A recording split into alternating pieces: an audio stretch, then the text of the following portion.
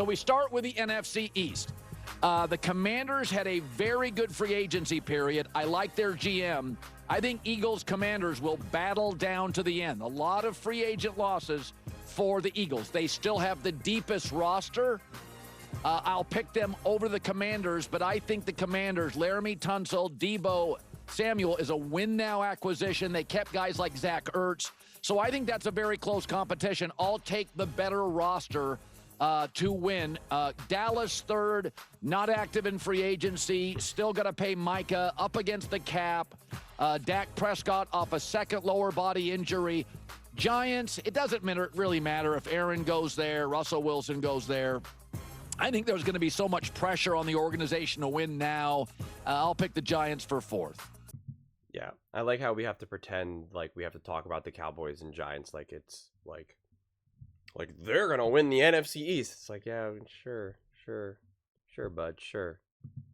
So, yeah, there you have it. That's what the standings will be. Again, according to Colin, obviously, before the draft and all of that, it goes Eagles, Lions, Falcons, Rams, then Commanders, Bears, Seahawks. So yeah, I find this super interesting that there's people who were kind of saying that, oh, the Lions were the better team than the Eagles, but then the Lions kind of fell apart with injuries, but now we're still saying that the Eagles would be better than them now that the Lions are going to be healthier. So it's kind of like, well, which is it then? I do see that the Eagles and the Commanders can fight for the division and essentially the 1 seed.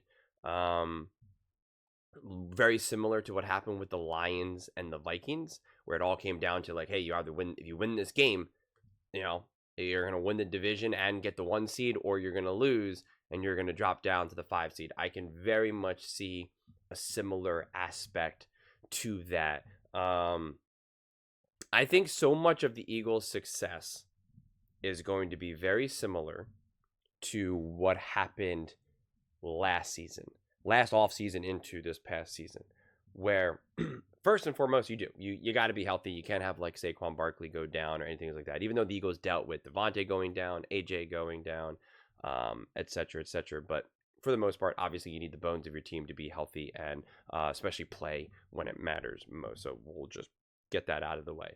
But outside of that, when you look at what the Eagles needed to do to be as great as they were, it was obviously a lot of, it was a collection of a lot of things.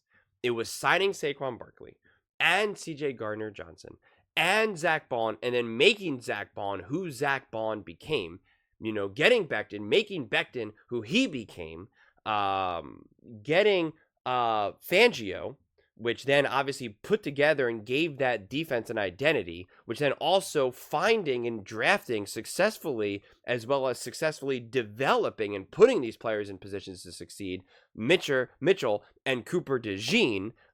You also needed Kellen Moore to be able to get this offense going and kind of understand what this team needs offensively, how, in terms of how to approach these games. Like it was not just one singular thing.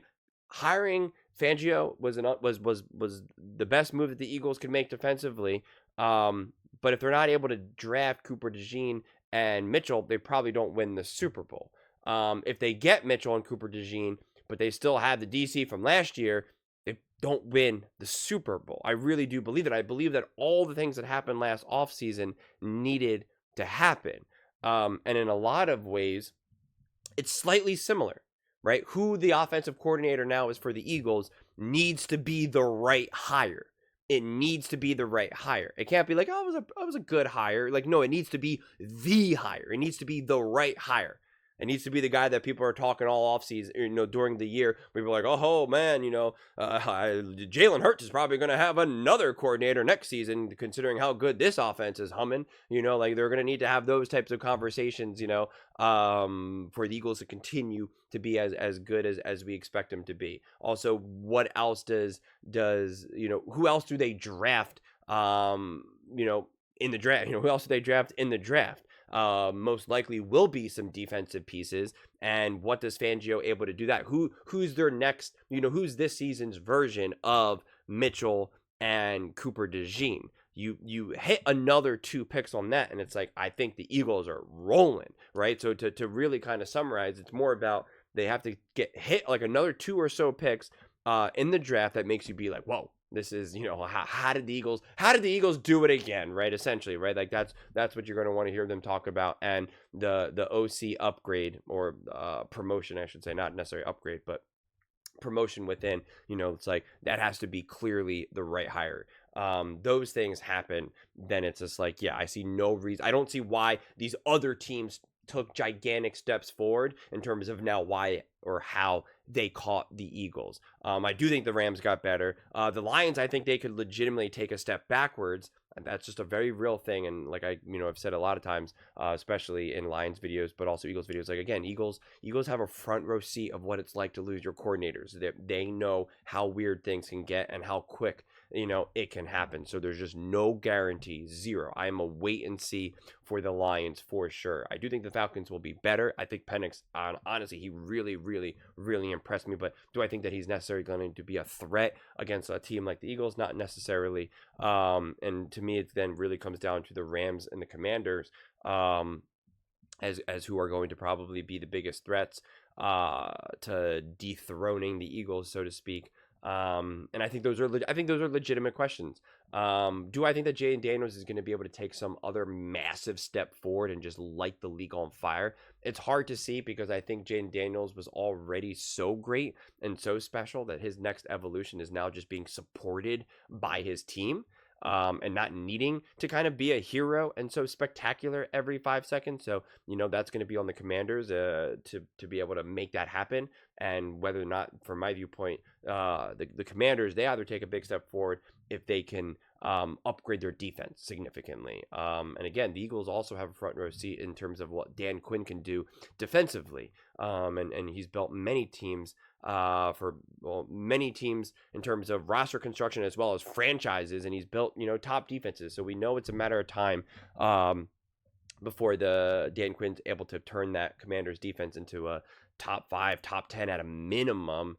And, what will that now look like for the Commanders? And how will that help and support, Jaden Daniels as well? And yeah, the Bears and the Seahawks. The Seahawks are unclear in terms of, what they're going to be looking to do. I think they could definitely make it the playoffs. Do I think that they get to the playoffs, that they're going to be some big threat? Not necessarily. And I do think that the Bears are going to take a gigantic step forward. But as much as I think that Caleb is can be a big game player, would it shock me if in his first playoff game he does not look so good, even with a Ben Johnson? No, it would not. It would not shock me at all. But I do think the Bears are going to be light years better, and I think Caleb Williams will be light years better, and I think Ben Johnson will have a ton of success with the Bears. But I still think you're dealing with a very young quarterback, and again, because the way how I'm really looking at this is not only just what the playoffs will look like when they enter the playoffs, but also like, when it's all said and done, can the Seahawks beat the Eagles? Can the Lions beat the Commanders? Can the Rams beat the Falcons? It's just like, how are we looking at this? And it's yeah, I don't know. Now that I'm also kind of looking at these standings, like I wonder, yeah, I don't know. There's obviously a couple other teams that you're kind of like, well, what about this team? What about that team? And that's why this isn't necessarily my predictions in terms of where this is all going to be, because I don't really have strong predictions. But I do think it's all, I do see a list of these teams right here, and I'm like, yeah, this absolutely makes sense, and I can 100%, see it unfold this way. But I think when you're talking about some of these wild card teams like the Packers or the Seahawks, like at this point, this far, obviously, like it's virtually impossible to guess, quite frankly. But yeah, I don't know. It's funny to see the Eagles at the top of the NFC now, which is going to be interesting. It's going to be interesting to see what the Eagles can do to continue that trajectory that they obviously clearly built off of last season. again, to me, it's all going to come down to the draft and the OC. They nailed the draft. They nailed the OC. I mean, it's just like the rest is up to the football gods at that point, because it's just like, yeah, how are you going to downplay the greatness of that Philadelphia Eagles team then? So to wait and see, unfortunately. That's honestly every single video I can make from now until, essentially August is just, we just got to wait and see. Just got to wait and see. But those are just my thoughts.